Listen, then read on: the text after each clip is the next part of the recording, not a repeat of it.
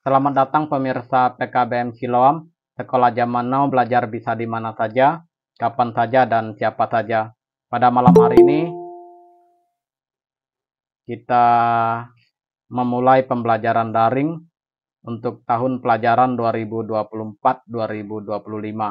Dan pada malam hari ini kita akan belajar bersama yang disampaikan oleh Ibu Penny Wulandari sebagai narasumber kita pada malam hari ini, yaitu tentang materi IPA. Nanti untuk beliau akan memperkenalkan diri secara singkat karena ada beberapa siswa kita yang baru mendaftar pada tahun ini, mungkin belum kenal dengan beliau. Mungkin itu yang dapat saya sampaikan. Yang selanjutnya saya serahkan kepada Ibu Penny Wulandari untuk menyampaikan materi pada malam hari ini. Oke Bu, silakan Bu. Selamat malam semuanya, terdengarkah suara saya? Dengar, Bu. Oh iya, sekali lagi saya mohon maaf atas ketidaknyamanannya. Saya pun bingung gitu ya, tiba-tiba kok bisa hilang gitu sinyal saya pas saya mau mulai dan saya mau ngomong. Saya pun nggak tahu, tapi nggak tahu juga mungkin karena faktor di sini lingkungannya lagi ramai mungkin ya, karena saya tinggalnya kan di Jerora dekat PGD. Jadi kegiatan PGD mungkin karena saking banyaknya orang sinyalnya jadi down gitu ya. Dan saya pun nggak tahu nih bertahan sampai kapan nih saya bisa ngomong nih gitu kan. Jadi, tapi saya coba aja dulu. Kita singkat aja malam hari ini karena memang ya mengingat jaringan saya pun terbatas kayaknya di sini. Oke, saya coba share screen dulu. Terlihatkah share screen-nya? Terlihat, Bu. Oke, kita coba ya. Pak Bli, kalau misalnya saya hilang gitu ya, tolong dikasih tahu aja via WA, takutnya saya nggak sadar juga. Oke Bu. Oke, siap. Oke, kita langsung aja. Tadi sudah dijelaskan pertama-tama saya harus memperkenalkan diri dulu. Oh ya Pak Billy yang hadir pada pagi hari ini, pada malam hari ini semuanya itu yang baru atau masih ada siswa yang lama ya? Masih ada juga siswa yang lama Bu. Mereka yang dari paket B lanjut ke paket C, ada juga yang kemarin kelas 11, sekarang naik kelas 12 dan akan selesai pada tahun 2025. Oh iya, berarti mungkin malam hari ini lebih banyak yang baru mungkin ya?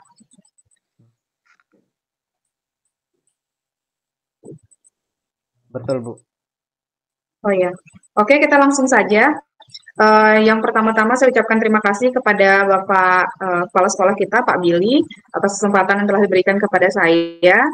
Dan hari ini sesuai dengan runtutan materi yang ada di modul pendidikan kesetaraan, saya ambil materi yang pertama yaitu tentang IPA dan pengukuran. Tapi kalau di judul kemarin saya singkat aja jadi pengukuran. Sebenarnya sama aja karena kaitan antara IPA dan pengukuran itu adalah IPA tidak bisa terpisahkan dengan yang namanya pengukuran gitu ya.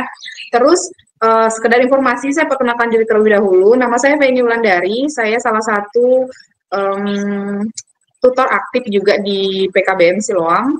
Dan saya bersyukur karena bisa sama-sama bergabung di sini banyak hal-hal baru yang bisa saya peroleh di tempat ini gitu ya. Dan terutama di tahun ini kita sudah mulai mengikuti kurikulum terbaru yaitu kurikulum Merdeka, dan banyak hal-hal baru juga nih yang saya harus pelajari gitu. Dan saya senang sekali karena memang kita sudah mengikuti perkembangan zaman luar biasa gitu ya. Secara kita udah punya aplikasi sendiri yaitu Kelas Sintang gitu kan. Jadi memang saya senang sekali, saya sudah tergabung di sini dari tahun 2000 berapa ya, 2018 apa 2017 gitu, saya kurang ingat juga. Yang pasti udah cukup lama dan saya senang sekali dan banyak perubahan yang saya alami di sini dan saya senang sekali bisa berkenalan dengan siswa-siswa baru gitu, dengan tutor-tutor yang sama-sama dengan saya di PKBM Siloam, dan saya banyak mendapatkan ilmu-ilmu baru dari mereka. Dan saya berharap adik-adik semuanya yang bergabung di sini juga dapat mendapatkan ilmu-ilmu baru gitu ya. Jadi bukan sekedar kalau zaman dulu kan bilangnya sekolah paket nggak perlu sekolah gitu. Ternyata enggak gitu ya. Kalau PKBM zaman sekarang itu kita wajib untuk belajar dan kita juga mengikuti, ada kurikulumnya, ada kepala sekolahnya, ada gurunya yang namanya tutor gitu ya. Dan kita juga ada kegiatan pembelajarannya, cuma lebih fleksibel gitu. Jadi mirip-mirip kayak orang kuliah gitu ya. Oke, kalau mata pelajaran yang saya ampu, kalau untuk kesetaraan B, itu saya IPA dan matematika, kemudian kalau di kesetaraan C, saya biologi dan matematika. Dan karena juga tadi dikatakan bahwa kelas 10 C itu sudah mengikuti kurikulum merdeka, jadi saya juga kemarin dikabari gitu ya sama Pak Billy, harus membawakan materi yang berkaitan dengan P5 gitu ya. P5 itu ada banyak macam sih sebenarnya materi, bukan materi ya, judul-judul temanya gitu. Dan tadi juga dijelaskan P5 itu apa. Sebenarnya P5 itu juga sama sih, dia tuh profil penguatan Pancasila gitu ya. Dan di situ ada khusus untuk SD, ada bisa juga untuk SMP dan SMA, tapi SD biasanya lebih sedikit untuk judulnya. Oke, kita langsung aja. Oh ya, saya informasikan juga untuk materinya nanti akan saya share di kelas Intang. Kebetulan karena memang persiapannya belum selesai kemarin untuk materinya, jadi nanti akan saya share di aplikasinya. Teman-teman bisa buka di untuk yang B gitu ya, yang IPA gitu, nanti akan saya share. Kemudian untuk penugasannya juga akan lewat sana. Kemudian rilisnya itu saya usahakan di minggu malam gitu ya. Nanti teman-teman bisa buka di minggu malam ini, lusa berarti ya, malam. Jadi teman-teman bisa lihat di sana untuk penugasan dan lain sebagainya. Karena memang jujur saja saya juga masih penyesuaian dengan aplikasinya gitu ya. Nanti saya akan belajar lebih banyak lagi dengan kepala sekolah kita. Itu informasi yang bisa saya kasih, saya sampaikan gitu. Dan untuk IPA dan pengukuran sendiri, itu yang akan kita bahas secara singkat pada malam hari ini. Pak Billy masih kedengaran ya suara saya? Masih, Bu. Masih ya, saya khawatir takut keluar kayak dulu ya, saya pernah nyampaikan materi, tiba-tiba setengah jam saya berbicara, itu saya udah nggak tahu, ternyata saya udah nggak di room gitu ya, karena memang biasanya kan saya pakai 2 laptop, ini saya pakai 1 aja gitu kan, jadi saya nggak bisa lihat nih teman-teman, karena saya buka screen yang lain gitu ya. Oke, kita lanjutkan aja. Kemudian sekaligus pengenalan juga untuk pembelajaran kita. Sebenarnya bukan cuma via daring saja gitu ya, seperti yang sudah disampaikan pada minggu lalu. Kita juga ada kelas offline-nya gitu, cuman baru di Kelansam. Ini seperti yang teman-teman lihat nih di profil depannya ini. Ini adalah kegiatan-kegiatan kita di Kelansam gitu ya. Banyak hal yang kita lakukan di sana. Dan salah satunya juga ya kegiatan-kegiatan yang berkaitan dengan P5 gitu ya, tentang kewirausahaan dan lain sebagainya gitu ya. Kemudian semoga nanti ke depannya siapa tahu gitu ya, ada tempatnya, mungkin kita bisa ketemu juga nih sama kayak teman-teman di Kelansam gitu, kita bisa ketemu di kelas secara offline gitu, dan saya sangat-sangat menunggu itu gitu ya, dan saya ingin sekali berkenalan dengan adik-adik semua. Kemudian kita lanjutkan. Nah, tadi kan udah disebutkan juga nih tentang pengukuran. Kita pengenalan biologi, pengenalan IPA saja dulu malam hari ini. Sebenarnya materi pengukuran itu ataupun IPA dan pengukuran, dia itu masuknya ke fisika. Tapi walaupun saya itu kemarin S1-nya itu memang biologi, tapi kalau untuk jenjang SMP gitu, SMP ataupun kesetaraan B, itu bisa dikatakan bahwa IPA dan biologi itu adalah sama gitu. Jadi ketika kami kuliah, walaupun penjurusan secara spesifiknya biologi, tapi kami juga belajar tentang fisika dan kimia gitu ya. Jadi sebenarnya IPA itu adalah keseluruhannya. Ada fisika, ada kimia, dan ada biologi di dalamnya. Jadi nggak bisa pilih-pilih biologi aja, fisika aja, kimia aja, nggak bisa gitu ya. Dan ini adalah berkaitan dengan ilmu fisika. Jadi apa sih yang dimaksud pengukuran itu sendiri gitu kan? Saya mulai dulu deh dengan pengertian IPA karena di judulnya aja adalah IPA dan pengukuran gitu ya. Jadi mungkin teman-teman yang pernah sekolah formal udah tahu, ataupun di SD juga udah sering ya kita dengar gitu kan, ilmu pengetahuan alam itu apa ya. Tentu ilmu-ilmu yang berkaitan dengan alam sekitar gitu ya. Alam sekitar itu apa saja ya, lingkungan kita, bahkan di sekitar tubuh kita itu adalah berkaitan dengan IPA. Bahkan diri kita pun gitu ya adalah sesuatu yang berkaitan dengan ilmu pengetahuan alam gitu. Kemudian IPA adalah cara berpikir untuk memahami gejala alam melalui penelitian ataupun penyelidikan. IPA meliputi sikap ilmiah, proses ilmiah, produk IPA, dan aplikasi IPA. Kemudian sikap ilmiah antara lain meliputi rasa ingin tahu tentang objek gejala alam yang perlu dipecahkan melalui proses ilmiah yaitu penelitian dan penyelidikan. Kalau misalnya kita baca gini ya, memang agak sedikit membingungkan gitu kata-katanya, tapi memang sebenarnya adalah IPA itu adalah sesuatu yang berkaitan dengan pola pikir ilmiah gitu ya. Kita lanjutkan. Nah, mungkin teman-teman tahu ini gambar apa? Ada yang bisa jawab saya?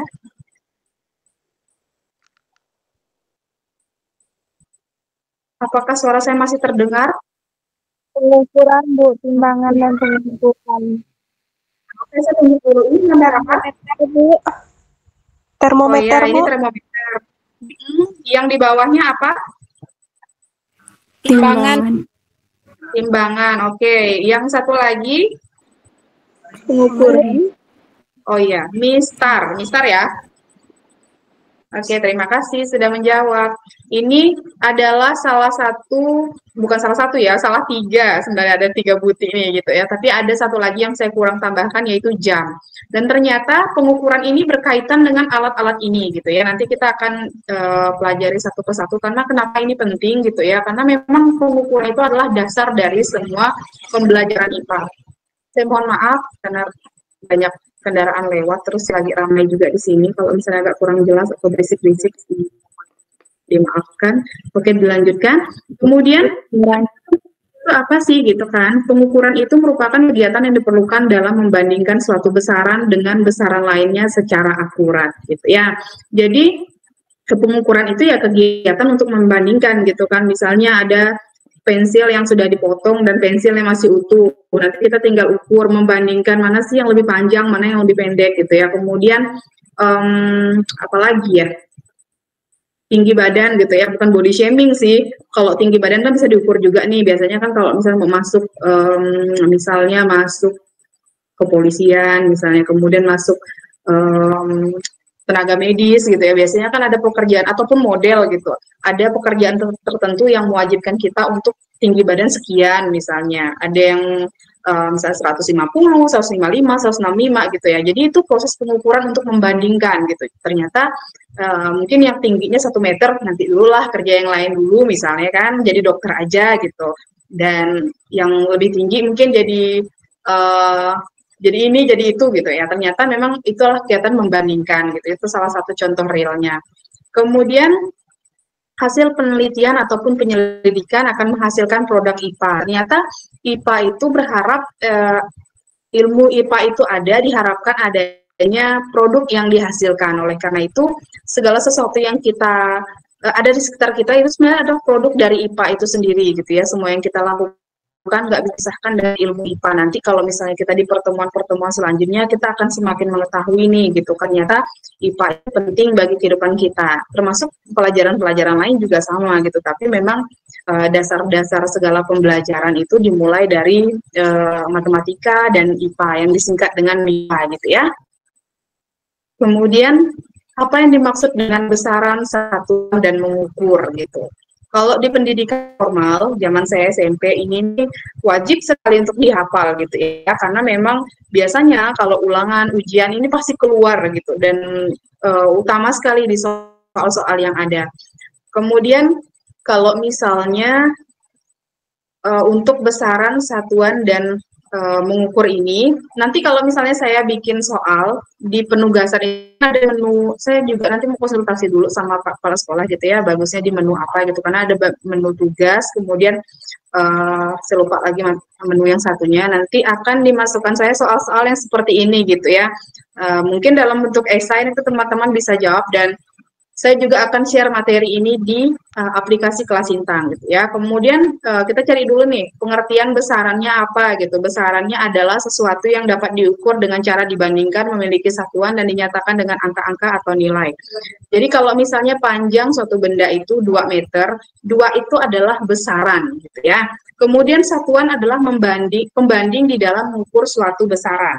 Kalau satuan itu sendiri, kan tadi 2 meter nih, 2 itu besaran, meter itu adalah satuan gitu ya. Jadi satuannya apa? Satuannya meter gitu. Kemudian kalau untuk mengukur, mengukur itu adalah ya prosesnya gitu kan. Tadi kita misalnya mengukur meja gitu, membandingkan besaran yang diukur dengan besaran sejenis yang ditetapkan sebagai satuan. Nah, kalau misalnya kita mengukur meja nih, itu proses mengukur gitu ya, itu pengertian dari mengukur. Kemudian untuk besarannya sendiri 2 meter, kemudian 2, kemudian satuannya adalah meter gitu. Jadi gampang sekali gitu ya. Kemudian ternyata satuan juga ada yang baku dan tidak baku. Nanti akan dijelaskan mana yang baku, mana yang tidak baku gitu ya. Beberapa satuan yang tidak baku yang masih digunakan di negara Eropa ternyata ada gitu. Dan mungkin kita juga pernah pakai, cuman kita di Indonesia kita punya satuan baku, bukan cuma Indonesia aja sebenarnya internasional, tapi yang tidak baku ternyata masih juga ada yang menggunakannya di negara Eropa. Misalnya 1 jengkal gitu ya, 1 jengkal itu sama dengan 25 cm. Kemudian 1 hasta, 1 depa. Mungkin kalau di kampung saya namanya 1 depa gitu ya. Kemudian yang keempat 1 kaki atau feet.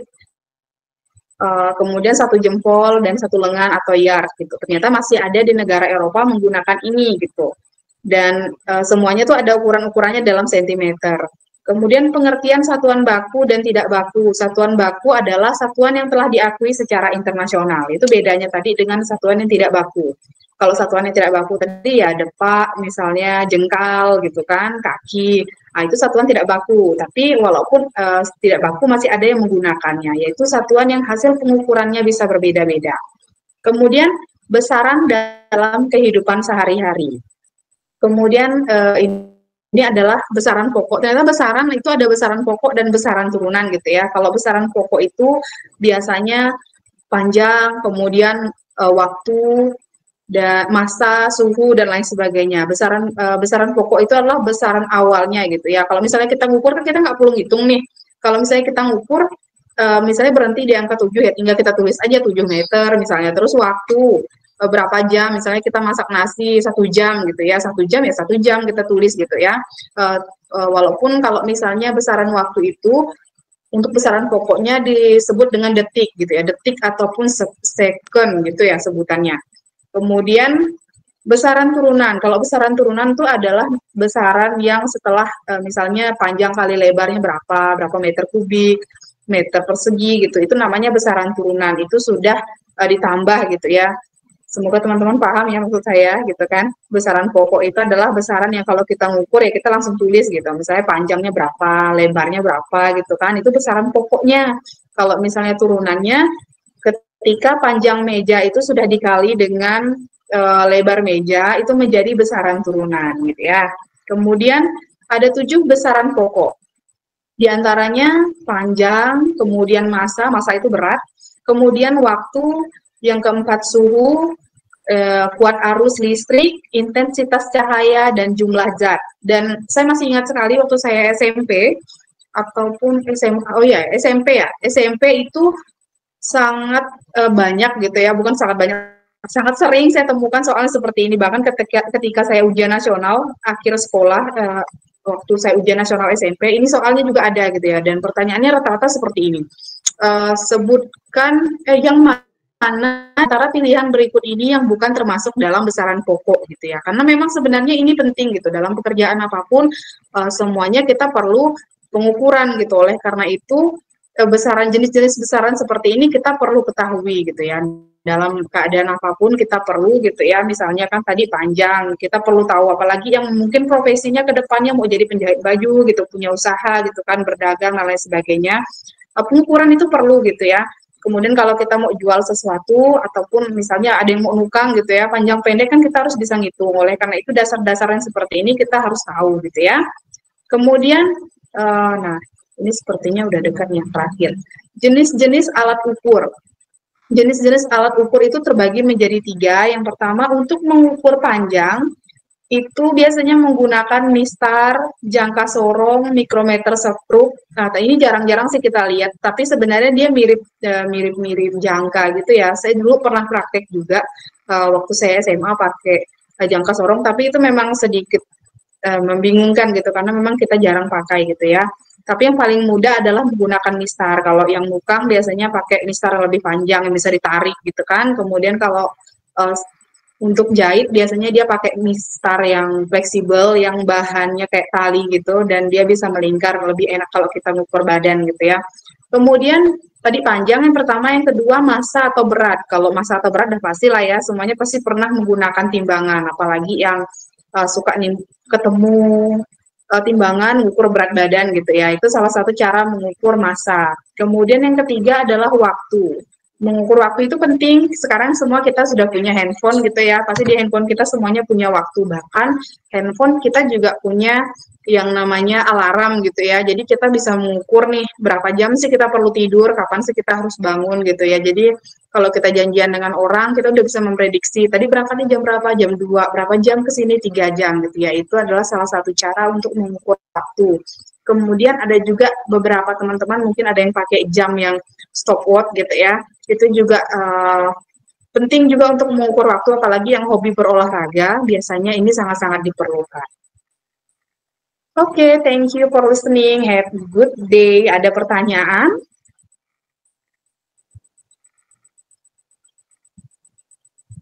Ada yang mau ditanyakan? Baik Bu, saya mau bertanya.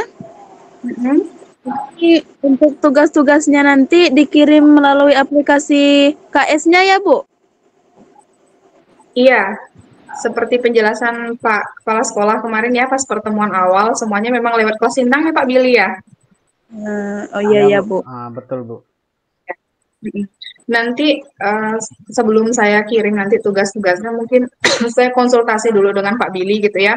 Tapi saya memang usahakan rilis di hari Minggu. Nanti kalau udah selesai saya kabari ke Pak Billy ya gitu ya. Nanti Pak Billy yang akan kasih tahu gitu kan. Nanti bisa dicek-cek aja di aplikasi kelas Sintangnya. Nanti bisa teman-teman kerjakan di situ. Nanti saya juga akan menyertakan materi yang saya sampaikan pada malam hari ini. Belum saya rilis soalnya menurut saya itu belum bagus gitu di mata saya. Kemarin materinya belum lengkap, jadi saya mau lebih lengkapi dulu gitu ya. Nah, iya ya Bu. Makasih Bu. Oke. Oke, terima kasih Bu atas materinya yang sangat luar biasa. Materi pertama untuk tahun pelajaran 2024-2025. Sebagai informasi, yaitu untuk P5-nya, untuk Ibu Penny Wulandari, dia ambil di paket B, dan untuk Pak Freddy, dia ambil di paket C. Supaya ada pembagian. Karena dua orang tutor ini yang pernah mengikuti pelatihan di Pontianak, dan mereka akan berbagi kepada kita. Dan sebagai informasi juga untuk pertemuan minggu depan akan dibawakan oleh Pak Freddy Hermanto. Dan perlu teman-teman ketahui untuk Ibu Penny Wulandari, dia ada sedikit banyak materi yang disampaikan melalui daring karena memang mapel atau tugas yang diberikan kepada beliau itu agak lebih banyak dari tutor yang lainnya, karena beliau memang background pendidikan yaitu materi IPA, biologi, matematika, baik paket B maupun paket C. Oke, mungkin itu yang dapat saya sampaikan. Terima kasih sekali lagi kepada Ibu Penny Wulandari dan kepada tutor yang hadir pada malam hari ini, kepada teman-teman siswa yang hadir, dan bagi teman-teman yang mungkin tidak mengikuti pembelajaran daring ini secara full, bisa menonton di YouTube PKBM Ciloam. Mungkin itu yang dapat saya sampaikan sebelum saya akhiri. Kalau ada pertanyaan. Baik, kalau tidak ada pertanyaan lagi, sekali lagi saya ucapkan terima kasih. Sampai ketemu lagi pada minggu depan, yaitu setiap hari Jumat pukul 7 malam kita mulai daring seperti pada malam hari ini. Terima kasih, salam sehat selalu buat semuanya.